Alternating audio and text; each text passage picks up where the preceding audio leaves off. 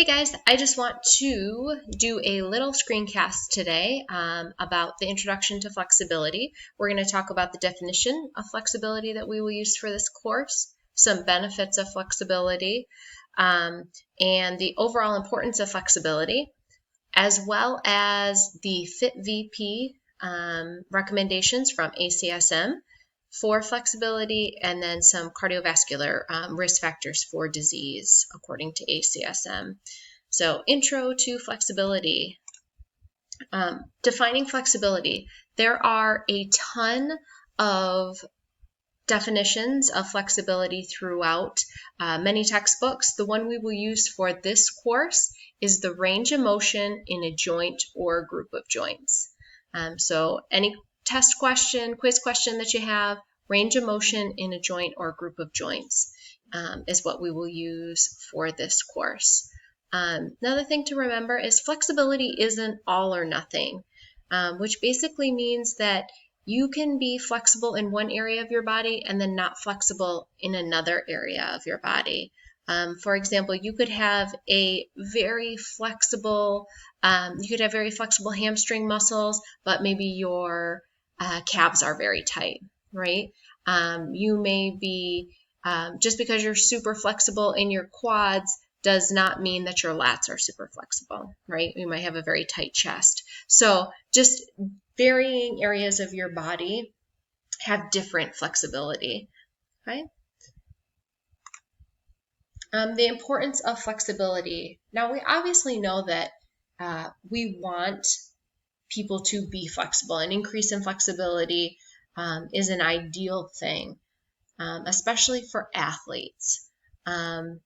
Some sports that maybe athletes need to be extremely flexible for, automatically we're going to think, right, gymnastics, gymnasts, or any type of kind of those dancing sports. So gymnastics, maybe figure skating, some of those type of things. But all athletes need to be extremely flexible.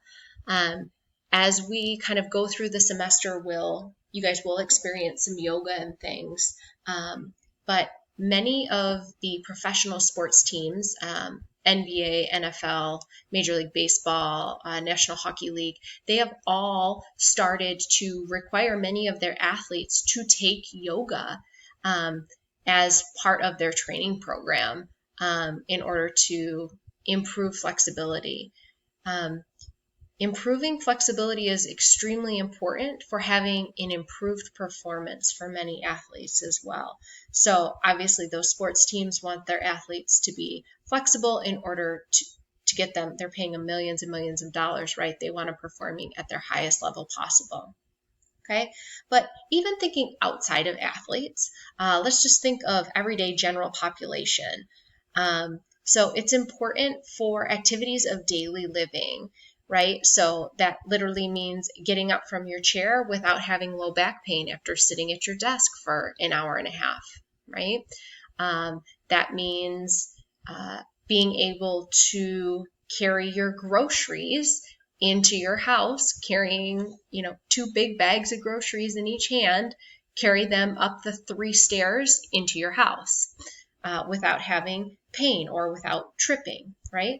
And then also it's important for the senior population to maintain their independence. We want our senior population to be as independent and live on their own as long as is possible in a safe environment.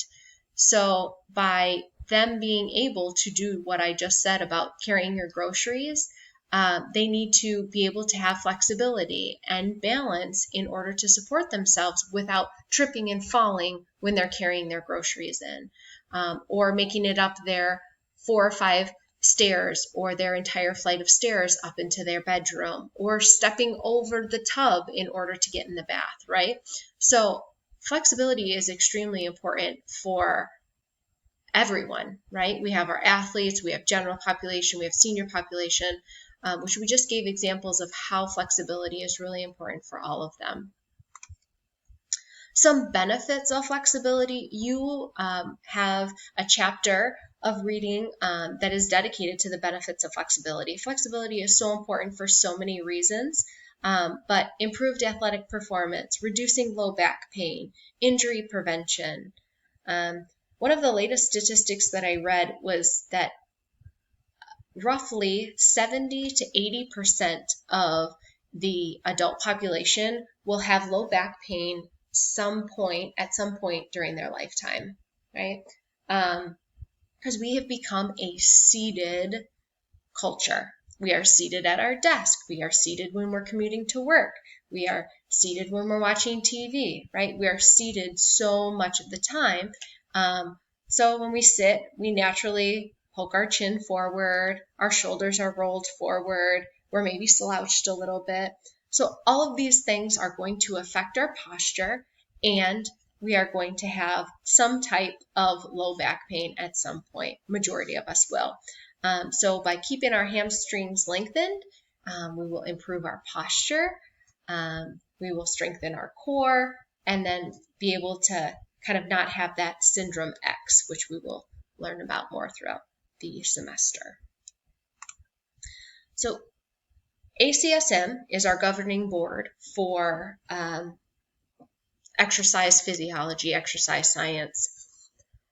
They use what's called the FIT-VP program for all of the different types of exercise. So those of you who've taken other classes, if you've taken this is 214, but if you've taken 216 or 218, you would have seen this for strength or for cardiovascular assessment as well. So this is designed specifically for flexibility. So the F stands for frequency. Frequency is going to be the number of days a week we want a client to stretch. Ideally, we want people to stretch 2 to 3 days a week, and daily is most effective. Our intensity for stretching is going to be stretched to the point of feeling tightness or slight discomfort. Right? Stretching should not be a walk in the park. Okay, that's where I think most people kind of get it wrong, is you should be a little uncomfortable. There should not be pain, but you should be a little bit uncomfortable when you are stretching. Okay, you should be working at stretching. Okay, our time, we are going to focus on holding a static stretch for 10 to 30 seconds, and that's going to be recommended for most adults. Ideally, I would like you to change that 10 seconds to 20 seconds. 10 seconds, most people count 1, 2, 3, 4, 5, 6, 7, 8, 9, 10. Okay, I'm done. That wasn't 10 seconds, right? So let's get them to hold it a little bit longer.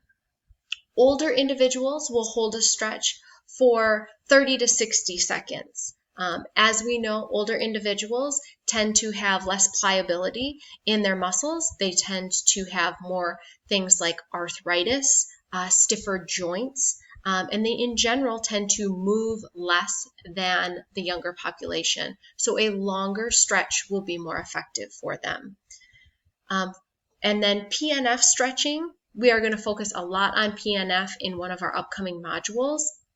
So let's just kind of hold off on that example for right now. Our second T stands for type.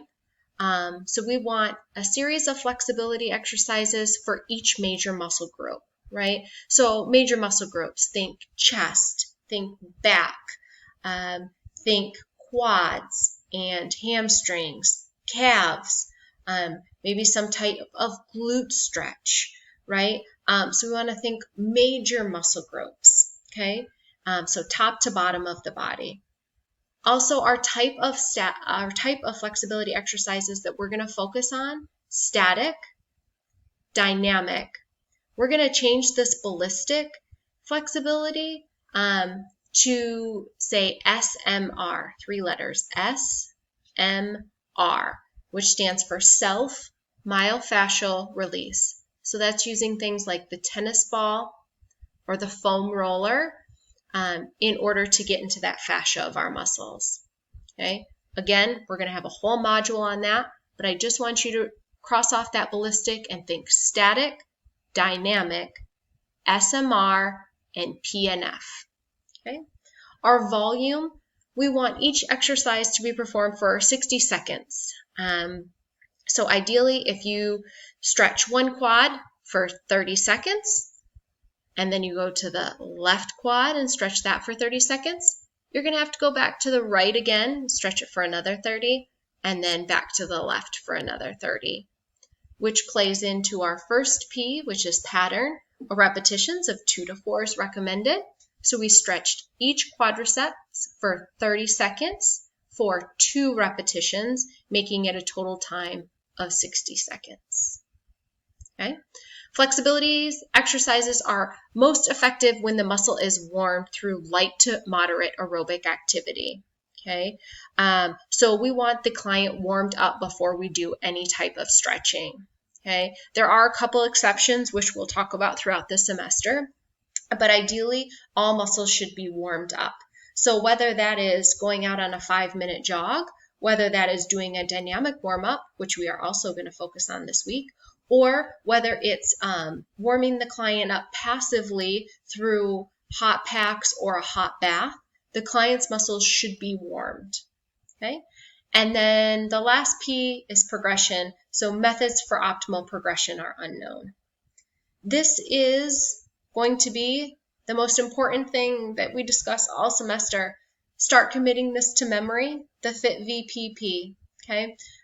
This is posted later in your module as its own document as well, so it's a little bigger, easier for you to read. Other thing I want you to focus on from ACSM this week are the cardiovascular risk factors. Okay, we have our 8 ACSM risk factors here, and then we have 1 negative risk factor at the bottom. So basically, these are things, I'm sure most of you have seen this in your other classes, but these are things that are going to make an individual a little bit less healthy, which in turn makes them more likely to experience some type of cardiovascular disease, right? So we have age, family history, if there's cigarette smoking, physical inactivity, obesity, hypertension, which is just a fancy word for high blood pressure, dyslipidemia, which is, again, another fancy word for high cholesterol, diabetes, and then our negative risk factor is HDL. So HDL would be considered our healthy cholesterol, which is, so HDL is healthy cholesterol. If an individual HDL is greater than 60, they would have a negative risk factor, which basically means that if they had 2 positive risk factors, meaning they were a male over the age of 45 and they had a family history of heart disease, then but their HDL was high, over 60, then instead of having those 2 risk factors, we would be able to take one of them away, and then they would ultimately only have 1 risk factor. Okay, we don't really pay attention to the risk factors in that way anymore when we do the pre-participation screenings, which you will get a ton more information about in your other classes. But I just wanted to kind of give you a brief overview that you should know these 8 ACSM risk factors. Pay attention to this. Again, this is posted later on in your module this week for you. Okay, so just a basic overview. If you have any questions about any of this, make sure you reach out to me.